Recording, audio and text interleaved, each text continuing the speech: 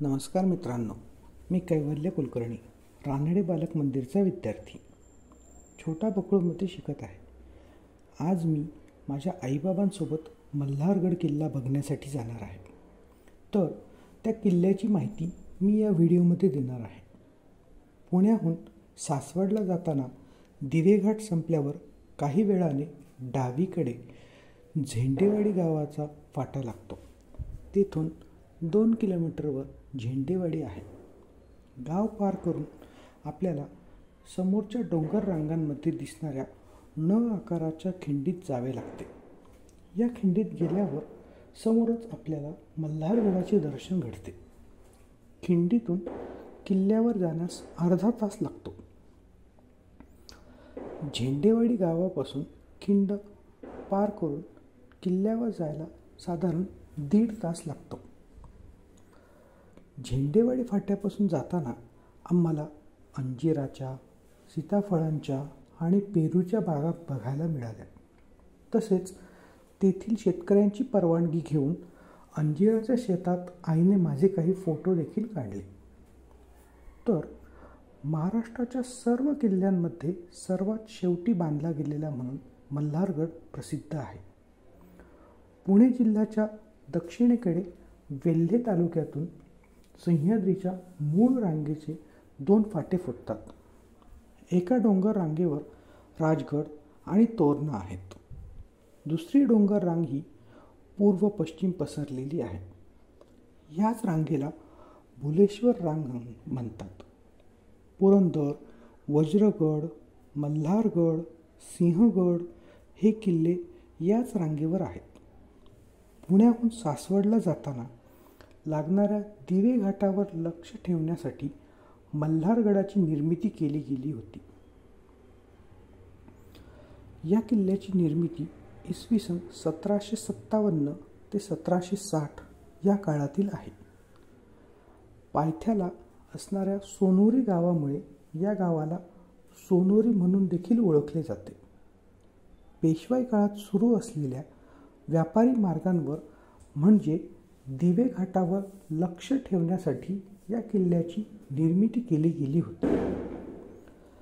पुण्यापासून मल्हारगड सुमारे 35 किलोमीटर अंतरावरती आहे. मल्हारगड हा साधारण त्रिकोणी आकाराचा असून आतील बालेकिल्ल्याला चौकोनी आकाराचा तट आहे. मल्हारगड आकाराने लहान आहे. समुद्र सपाटीपासून हा किल्ला 3166 फूट उंचीवर आहे. केवळ 4.5 ते 5 एकर क्षेत्राचा विस्तार आहे. या किल्ल्याची बांधणी मराठ्यांचे सरदार भिवराव पानसे यांनी केली. भिवराव पानसे हे मराठा तोफखान्याचे प्रमुख होते. इसवी सन 1771 मध्ये थोरले बाजीराव पेशवे किल्ल्यावर येऊन गेल्याचा उल्लेख देखील इतिहासाच्या कागदपत्रांमध्ये आढळतो.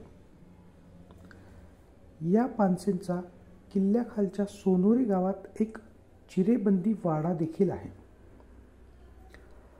गडाचे बांधकाम मराठ्यांच्या तोफखान्याचे सरदार भिवराव यशवंतराव आणि कृष्णाजी माधवराव या दोघांनी इसवी सन 1757 ते 1760 या 3 वर्षात बांधून पूर्ण केले.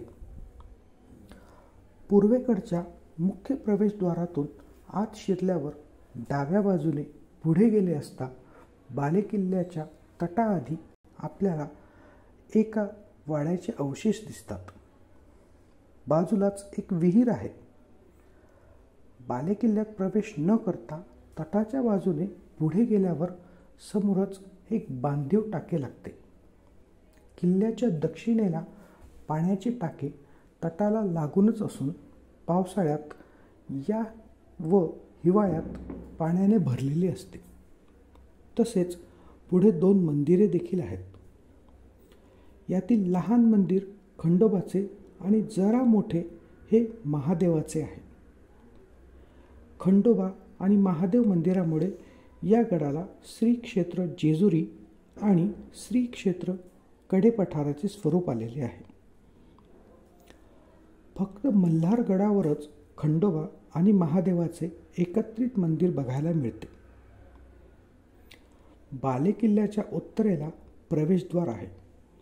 किल्ल्यावरून कऱ्हा नदी, जेजुरीचा डोंगर, गडेपठार वगैरे दिसू लागतात.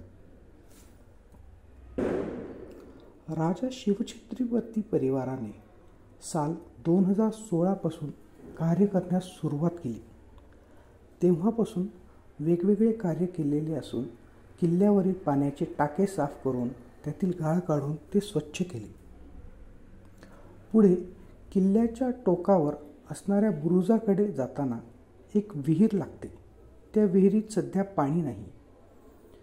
या बुरुजाच्या खाली एक बुजलेला दरवाजा होता. किल्ल्यावर दुर्ग संवर्धन करणाऱ्या राजा शिवछत्रपती परिवाराने त्यातील पूर्ण माती काढून तो ये-जा करण्यासाठी खुला केला. त्यास 7 पायऱ्या आहेत. गडावरील सोनोरी गावच्या बाजूला लाकडी दरवाजा बसवण्याचे कार्य देखील केले. तसेच या संस्थेने अजून एक केलेले महत्त्वपूर्ण कार्य म्हणजे बालेकिल्ल्याच्या बरोबर आतील बाजूस आपल्याला मातीच्या ढिगाखाली कित्येक वर्ष बुजलेल्या शिवकालीन मोठा चौथरा आपल्याला तिथे दिसून येतो व आपले लक्ष वेधून जाईल त्याकडे. याचे उजवीकडे पुढे गेल्यावर आपल्याला आणखी एक अतिशय लहान दरवाजा दिसतो. झेंडेवाडीकडून आल्यास आपण या दरवाजातून किल्ल्यात प्रवेश करतो. बालेकिल्ल्यावर शिवभक्त वाघाची टोळी या संघटनेच्याकडून छत्रपती शिवाजी महाराजांची एक सुंदर मूर्ती बसवण्यात आली आहे. शिवरायांची मूर्ती बालेकिल्ल्यावर आलेल्या प्रत्येक शिवभक्ताचे लक्ष केंद्रित करते.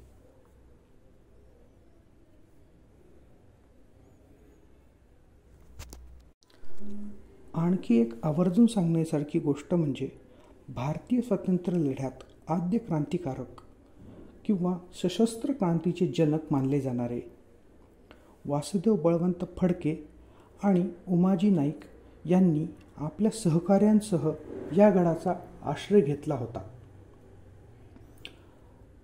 तर मित्रांनो, कसा वाटला मल्हारगड? आवडला ना? तर तुम्ही देखील तुमच्या आईबाबांसोबत येथे येऊन येथील सौंदर्य अनुभवा.